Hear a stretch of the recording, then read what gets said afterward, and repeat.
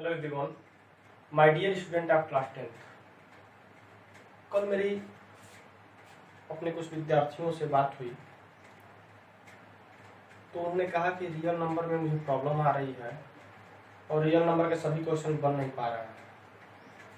Lockdown चल रहा है, स्थिति खराब है।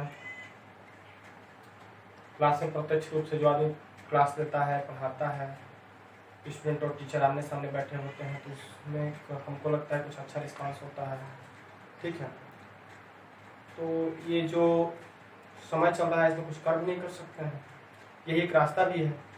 लेकिन मैं आपके लिए फिर से एक रियल नंबर का मैं सोच रहा हूँ कि एक बेहतर वीडियो बनाकर फिर आपको सेंड करूँ, जिससे आपका क्वेश्चन न फंसे और आपको थोड़ा सुविधा महसूस हो सके। ठीक है, मैं फिर से रियल नंबर का एक वीडियो बना रहा हूँ।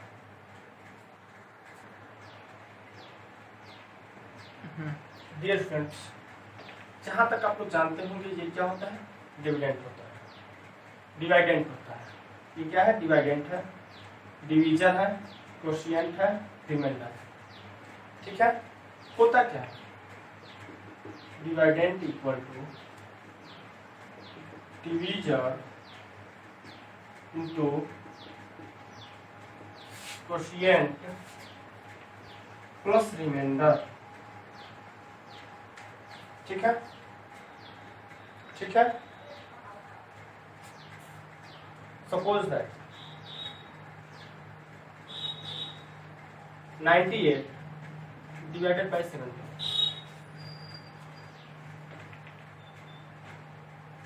17 5 जा 85, 30। ये क्या है? डिवाइडेंट है। ये क्या है? डिवाइडेंट है। ये क्या है? डिवीजर है। ये क्या है? क्वोशिएंट है। और ये क्या है? रिमाइंडर है। समझा नहीं आ रहा हो? ये क्या है? डिवाइडेंट है। ये क्या है? डिवीजर है। ये क्वोशिएंट है और ये रिमाइंडर है। ठीक, सपोज दैट 45 डिवाइडेड बाई 8, 8 5 जब 45। ये क्या है? डिवीजर। ये क्या है? डिवाइडेंट। ये क्वोशिएंट और ये क्या है? Remainder. Quotient, remainder, divisor, dividend. Okay,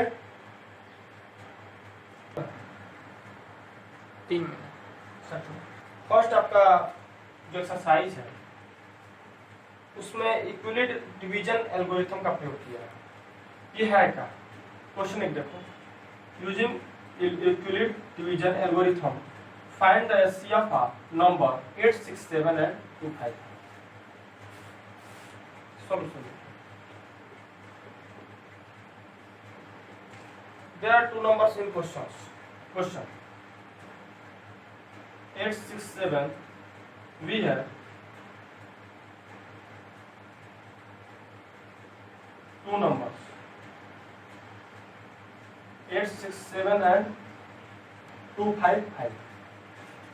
First of all, 8 6 7 is greater than 2 5 5। okay, 8 6 7 is greater than 2 5 5। then first step इसका यही होगा, 8 6 7 इक्वल टू 3 इंटू 2 5 5 प्लस, सबसे पहले क्या करोगे, क्या लिखोगे? 8 6 7 को क्या करोगे बाबू? डिवाइड करोगे किससे? 2 5 5 से। Students please carefully take care. 2 5 5 है और ये क्या है? 8 6 7 है। 3 टाइम्स 7 6 5 2 0 1। ये क्या है? Divisor, dividend, quotient, remainder. Dividend equal to divisor into quotient plus reminder.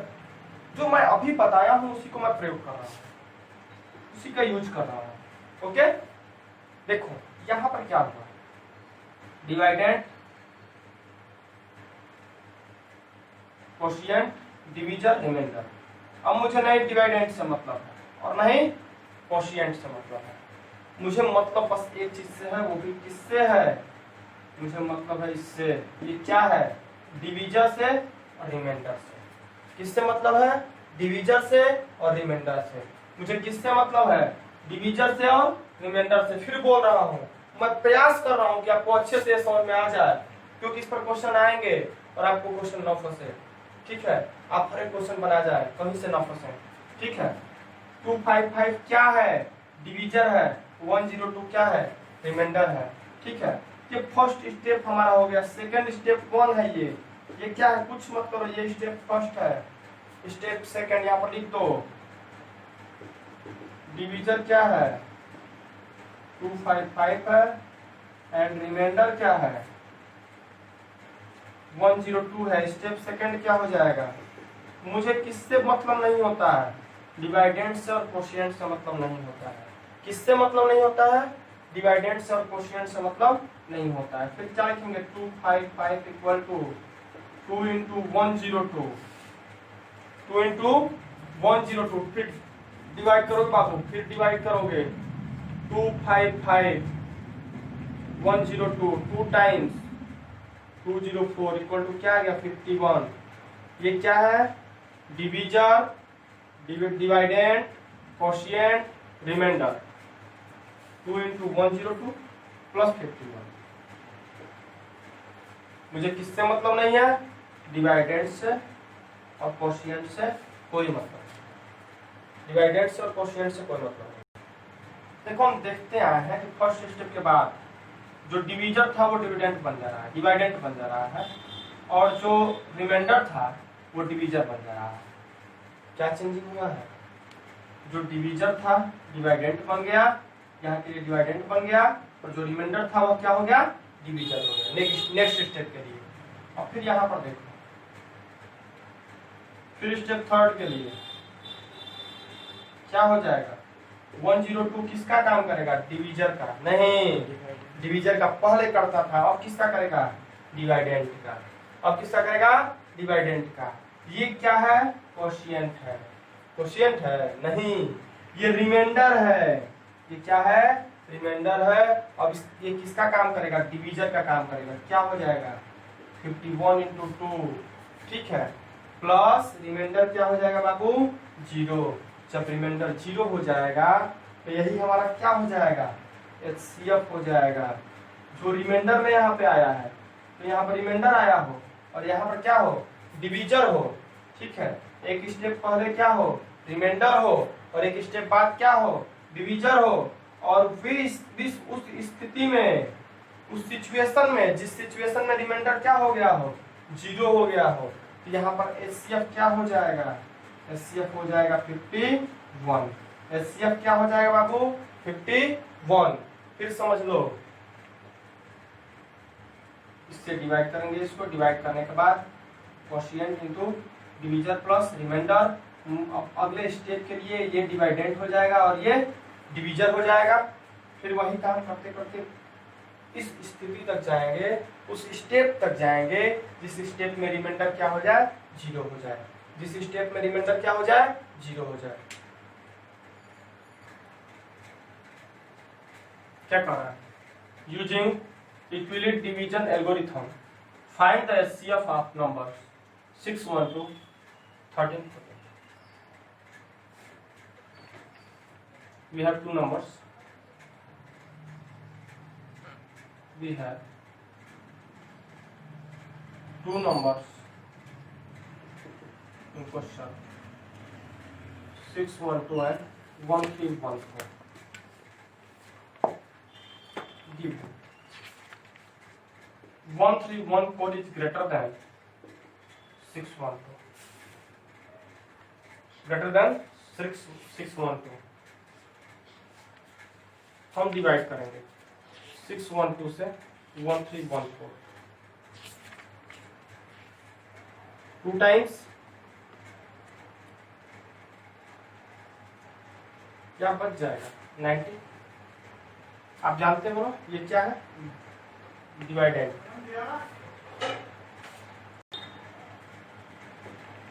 We have two numbers in two numbers जो क्वेश्चन में गिवन है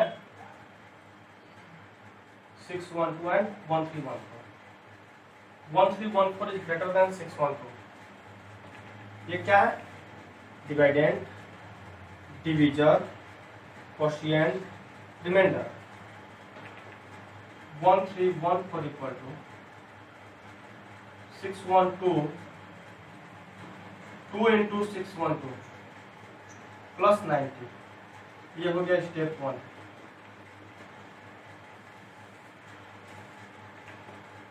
अब मुझे किससे मतलब नहीं है?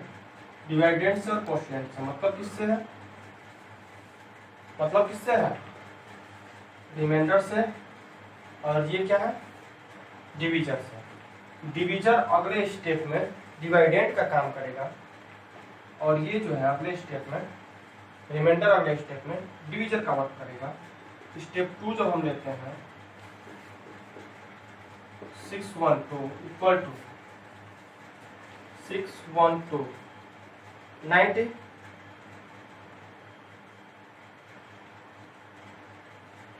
540 क्या हो जाएगा? 72. क्या हो जाएगा? 72. 6 into 90 plus 72. Okay. Dividend, quotient, divisor, remainder. Step 3 90 equal to 1 into 72.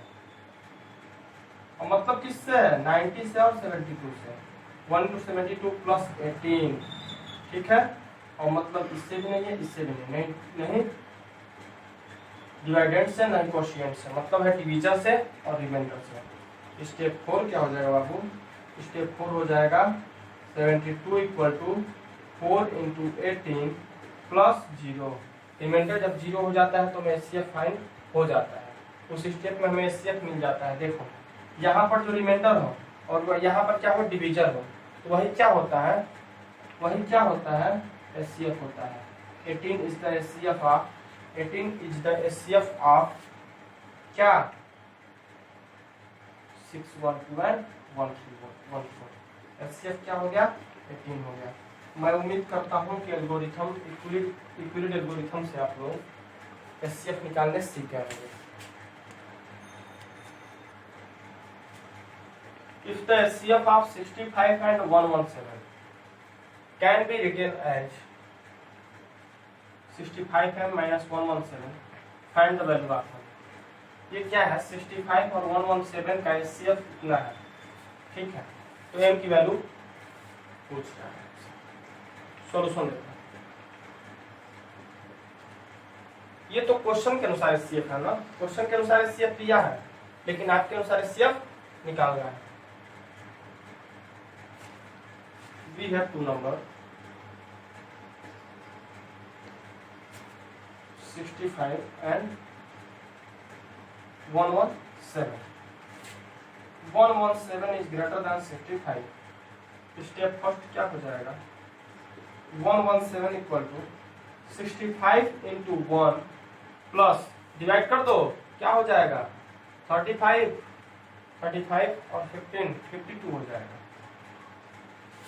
देख लो 117 डिवाइडेड बाय 65 1 टाइम्स क्या हो जाएगा? 52 हो जाएगा. Dividend, quotient, divisor, remainder. अब हमें डिवाइडेंड से क्वोशिएंट से मतलब नहीं है. 65 इक्वल टू 52 इंटू 1 प्लस 13. ठीक है. फिर यहाँ पे 52 से और 13 से मतलब है. ये क्या हो गया? स्टेप 2 हो गया. ये क्या हो गया बाबू? स्टेप 1 था ये स्टेप 2 हो गया. 65 इक्वल टू डिवाइडेड बाय 52 है. 52 से डिवाइड करेंगे 1 टाइम्स जाएगा. 13 क्या हो जाएगा? रिमाइंडर हो जाएगा. ठीक है. नहीं समझ में आ रहा? देख लो इधर 65 52 1 टाइम्स 52 13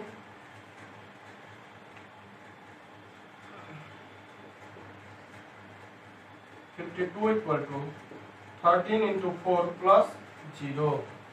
13 इंटू 4 प्लस 0. ये क्या हो गया? यही क्या हो गया? एचसीएफ हो गया. HCF equal to 13. HCF equal to 13।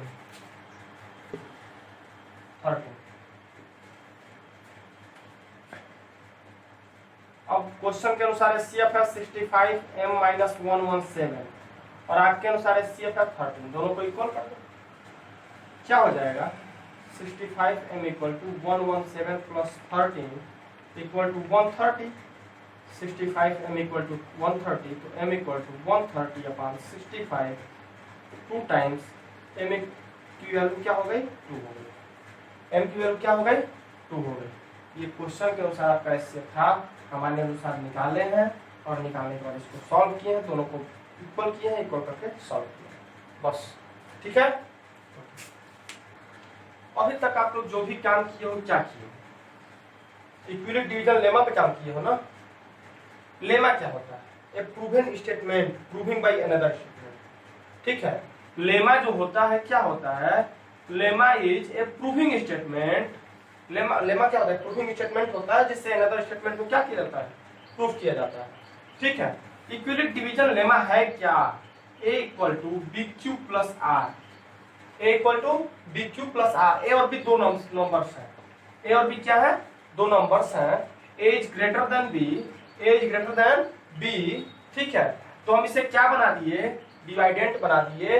ये डिवाइडेंट हो गया, ये डिवीजर हो गया, ये हो गया डिवाइडेंट और ये हो गया डिवीजर, ये हो गया डिवीजर। ये क्या हमें प्राप्त हो गया, क्वोशिएंट, और ये क्या हो गया रिमाइंडर, क्वोशिएंट और रिमाइंडर। फिर नेक्स्ट स्टेप में मुझे इस डिवाइडेंट और इस क्वोशिएंट से कोई मतलब नहीं रह जाता बाबू, मुझे मतलब रह जाता है बी जो होता है किसका काम कर देता है, डिवाइडेंट का, और आर किसका काम, रिमाइंडर है वो किसका काम करता है, डिवीजर का काम करता है। तो B equal to R into K, मान लो आर इंटू के प्लस, अब रिमाइंडर मान लो स्मॉल आर हो गया, अब रिमाइंडर मान लो स्मॉल आर हो गया, ठीक है। अब फिर ये बी क्या हो गया, बी कैंसिल, के कैंसिल, मतलब ये डिवाइडेंट कैंसिल और क्वोशिएंट कैंसिल। अब बचा क्या, बचा आपका ये यहाँ पर क्या काम कर रहा है, डिवीजर का काम कर रहा है, किसका काम कर रहा है, डिवीजर का, और ये किसका काम कर रहा है, रिमाइंडर का।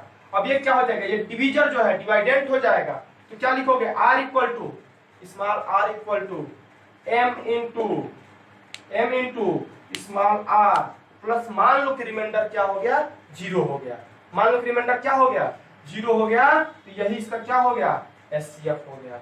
ये आर क्या हो गया, यही HCF हो गया। यही थ्योरम है किसका, इक्विलिब्रियम एल्गोरिथम सिस्टम का।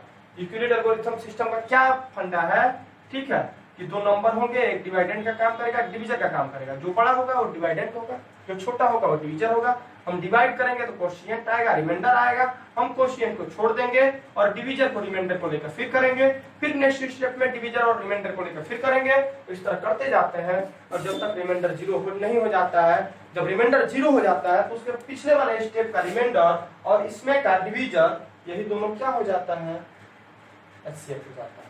Thanks for the day, remaining part next.